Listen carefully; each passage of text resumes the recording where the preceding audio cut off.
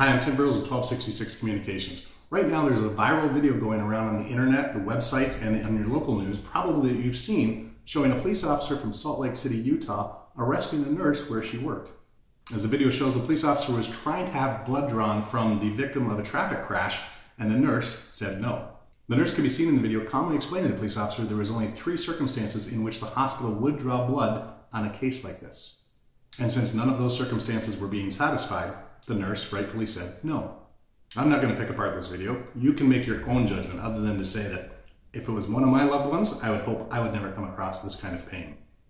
The Salt Lake City Police Chief and the Mayor's office both weighed in on this incident. They both indicated that immediate steps have been taken to ensure that this type of behavior and this action does not happen in the future. I'm sure if you live in and around the Salt Lake City, Utah area, you've probably seen the Chief's response and the Mayor both on camera detailing the event and what the measures are they've taken to put into place to ensure this does not happen again. And that's exactly what should happen. The fears and the worries of the community should be alleviated, and it should be directed right to that community where they live. But in today's reality, there is a much bigger picture and more that needs to be considered. Like it or not, the Salt Lake City, Utah Police Department is receiving reputational damage from across the country. It goes way beyond their local jurisdiction or geographical boundaries.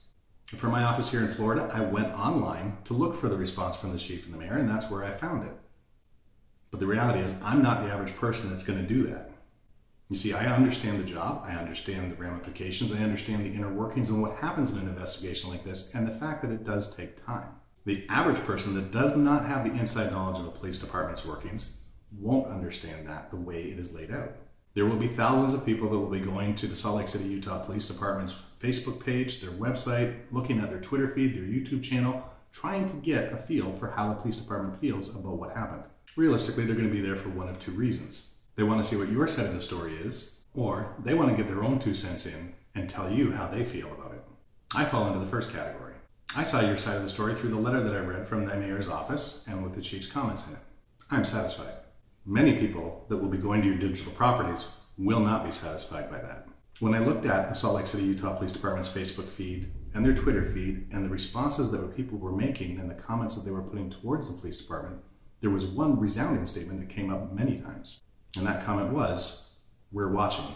And that brings me to this point. Chief Brown, under these circumstances, should be appearing on video, and that video should be prominently placed, pinned, posted to the top of every single one of the Salt Lake City, Utah Police Department's digital properties. Even if it's nothing more than what was written in the mayor's statement, it should be said on video. There is nothing better to tell your side of the story than a full video in context. This event became national news because of video and the power of social media. Because it was a social media-based video event, the response should be a social media-based video event. And you truly wouldn't be doing it to satisfy the internet social media sleuths. It would be to reassure your local community. The fact that the world would also see it when they come to visit your digital properties would simply be a bonus. The sad reality is this event is not just locally based to Salt Lake City, Utah. This event brings the entire industry of law enforcement into question. It gives opportunists a trigger point to say, "We told you so." They will use the Salt Lake City, Utah Police Department as a banner for all police departments, all law enforcement officials, and every single man and woman that serves honorably. Events like these impact the entire community of law enforcement. Policing everywhere is being judged based on the events of Salt Lake City, Utah, and one police officer. There's no doubt in my mind that the city of Salt Lake and the police department that serves it does not want to be judged by the actions of one officer in one video, in one interaction. The global community of law enforcement doesn't want to be judged by Salt Lake City either right now. Video can be a very powerful ally, and in a situation like this, coming out and using video to show your empathy, your sincerity, your emotions, how you really feel, and to explain the steps and measures that are going to be taking place to ensure this does not happen again, will go a long way to satisfying your community locally and beyond. I'm Tim Burrows with 1266 Communications. Thanks for taking the time to watch. Appreciate it. Have a great day.